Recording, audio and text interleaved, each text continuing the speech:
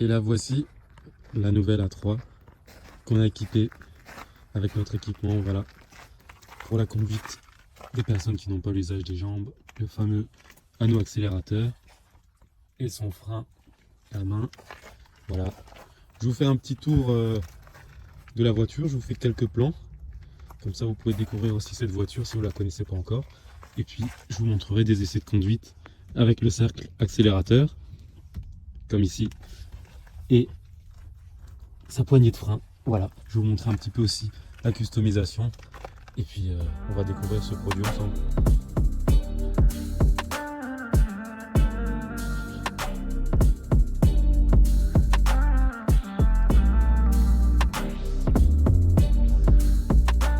Donc on se retrouve à bord de l'Audi A3. Donc pour ceux qui ne connaissent pas, donc on accélère avec la main comme ça sur l'anneau. On peut freiner en poussant vers le bas. Et donc nous là sur ce produit, ce qui est super, c'est qu'on a travaillé l'anneau de sorte que sa forme corresponde parfaitement au volant d'origine. Voilà, comme ça. Et on a aussi, je ne sais pas si vous voyez bien les surpiqûres. Voilà, donc c'est des surpiqûres grises. Pourquoi? Parce que le volant d'origine a aussi des surpiqûres grises. Voilà, vous les voyez bien comme ça. Donc on a vraiment personnalisé. Alors ça reste discret, mais voilà, c'est fidèle à l'intérieur d'origine. Donc comme tous nos véhicules équipés, on a un petit bouton, un petit sélecteur ici qui va nous permettre soit d'être en position 0, c'est-à-dire en position comme si la voiture n'était pas équipée, et puis en position 1, comme ceci. Là, la voiture accélérera uniquement avec l'anneau et donc pas avec le pied. Voilà, je vais vous montrer ça tout de suite. Et voilà, on va pouvoir démarrer cette belle A3. Alors, comme sur n'importe quelle boîte automatique, je dois appuyer sur le frein avec ma main gauche, dans ce cas-là. J'appuie sur Start. Voilà. Là, j'ai démarré. Donc, comme n'importe quelle boîte auto, je freine et j'appuie sur Start. Je suis en position P, position parking, donc je suis tranquille. Là, le petit sélecteur est en position 0. C'est pour les personnes donc qui vont conduire de manière classique. Donc si jamais on appuie sur l'anneau, effectivement, il se passe rien. Et si maintenant je venais freiner au pied avec la pédale, le levier ne descend pas. J'ai aussi la place pour conduire normalement. Je peux appuyer sur les multifonctions, voilà, et conduire normalement. Si maintenant je n'avais pas l'usage des jambes, je serais donc en position 1. Et là, qu'est-ce qui change? Eh bien, tout simplement, l'anneau est fonctionnel. Je vais évidemment freiner à la main. Et tout le reste va rester normal. C'est-à-dire que mon klaxon, c'est pareil. Les clignotants, rien ne change. Le régulateur, évidemment, reste fonctionnel. Toutes les fonctions restent fonctionnelles. Donc, qu'est-ce qui se passe? Je vais vouloir partir. Donc, comme n'importe quelle boîte automatique, pour changer de vitesse, je vais freiner. Je me mets en position drive, donc pour aller vers l'avant. Alors cette voiture, quand je lâche le frein, même en position drive, reste à l'arrêt. Donc je donne un petit coup de gaz et on avance tout doucement. Donc là, j'utilise pas l'anneau. Je joue simplement avec le frein. Voilà, pour gérer ma trajectoire. Ma vitesse plutôt. Je me concentre surtout sur ma manœuvre. J'utilise uniquement le frein. Voilà. Voilà. Si maintenant je voulais passer en position P, je garde la main sur le frein.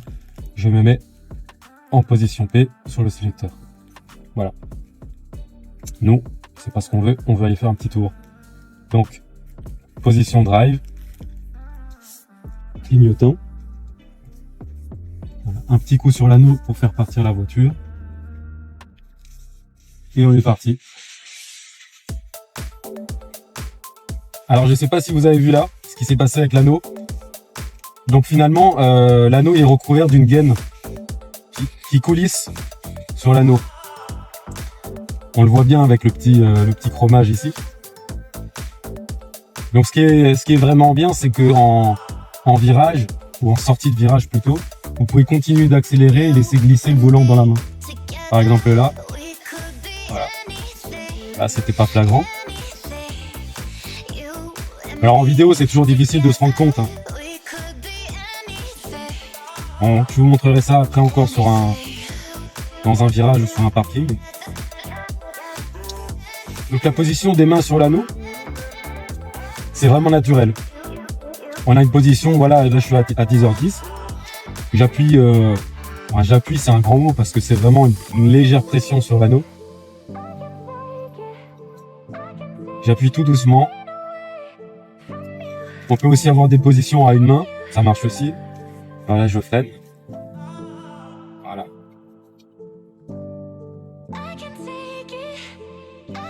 Donc on peut aussi rouler comme ça. Finalement, vos habitudes de conduite vont pas vraiment changer. C'est-à-dire que si vous avez l'habitude de conduire à une main, voilà, main gauche, le standard 10h10, il y a vraiment aucun souci. Là, je suis avec les pouces. Je peux être avec la paume aussi comme ça.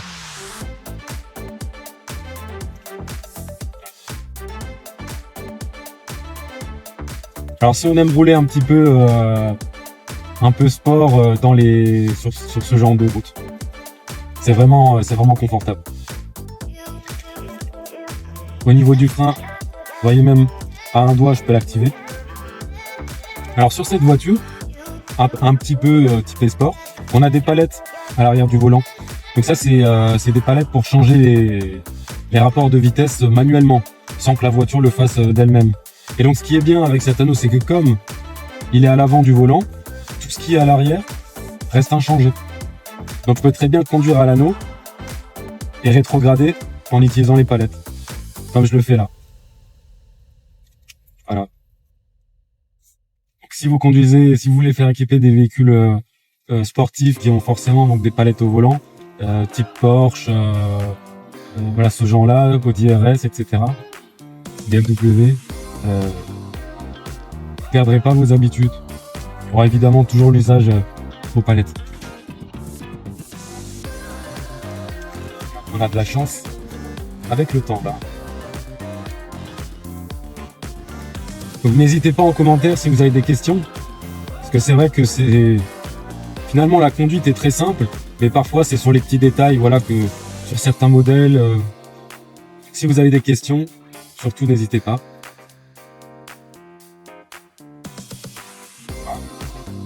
L'accélération c'est super souple, hein. Surtout sur cette voiture, c'est top.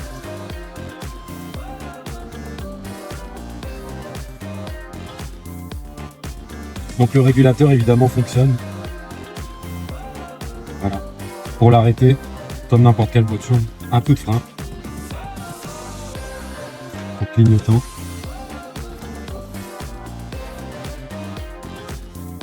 Donc en fonction de la vitesse de la voiture, la sensibilité de l'anneau change aussi. Ça vous en rendrez pas compte, heureusement, mais finalement c'est très agréable. C'est-à-dire qu'à basse vitesse, on n'a pas de risque de rentrer dans le mur ou d'accélérer vraiment trop fort. Évidemment, si on appuie à fond, la voiture va partir, ça c'est normal. Mais c'est très naturel en fait.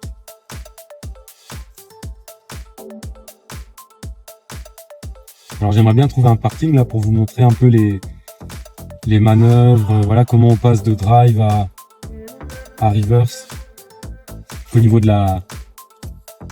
sélecteur de vitesse ici.